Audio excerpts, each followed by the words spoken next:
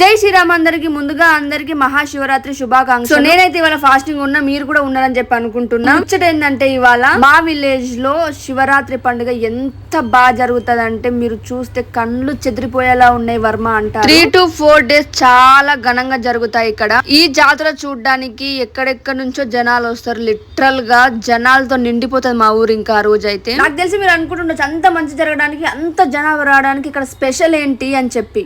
నేను కూడా అక్కడికి వస్తున్నా, అదే చెప్దామని ఈ వీడియో తీసాను ఇవాళ. అన్ని దగ్గర శివుడు ఉంటాడు, అన్ని దగ్గర కూడా ఉంటాడు, కానీ ఇక్కడ చాలా స్పెషల్ ఏంటంటే వాటర్ లో శివుడు ఉంటాడు అనమాట. చుట్టూ కోనేరు మధ్యలో శివుడు చూడడానికి ఎంత బాగుంటది అంటే అసలు కళ్ళు సరిపోవు అది చూడాలంటే. ఆ గుడి కింద అమ్మవారు ఉంటారు, ఎంత బాగుంటుందంటే అమ్మవారి గుడి చాలా అంటే చాలా పవర్ఫుల్ అమ్మవారు. అండ్ ఆ కోనేరు చుట్టూరా 16 లింగాలు ఉంటాయి అనమాట, 16 గుడులతో.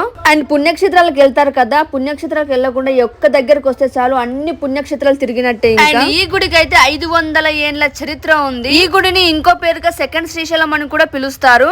ఏంటి ఇంత సోది చెప్తున్నావు, ఫస్ట్ గుడిని చూపించమ్మా అని అంటున్నారు కదా, అక్కడికే వస్తున్నాను నేను. నాకు తెలిసి ఈ గుడిని చూడాలంటే ముఖ్యంగా చాలా అదృష్టం చేసుకొని ఉండాలి. చాలా చరిత్ర ఉంది ఈ గుడికి, ఒక్క వీడియోలో చెప్పలేను నేను. నిజంగా అంత పెద్ద చరిత్ర గల గుడి ఇది. అండ్ ఛత్రపతి శివాజీ గారు శ్రీశైలం వెళ్ళేటప్పుడు ఈ కోనేరులో స్నానం చేసి వెళ్లారని చెప్పి కూడా అంటుంటారు ఇక్కడ జనాలు. ఇంకా పూర్వం రాజులు కూడా ఈ గుడిని ధ్వంసం చేశారని కూడా ఇక్కడ చరిత్ర.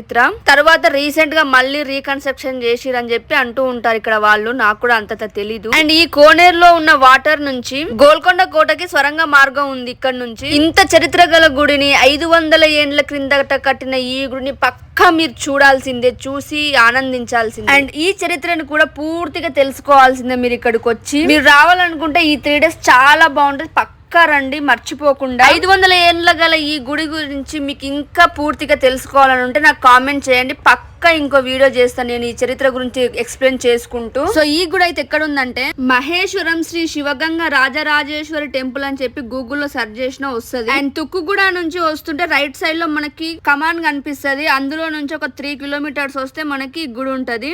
నెక్స్ట్ జాతర వీడియోస్ అన్ని పోస్ట్ చేస్తూ ఉంటా, అంతవరకు మన ఛానల్ సబ్స్క్రైబ్ చేసుకోండి.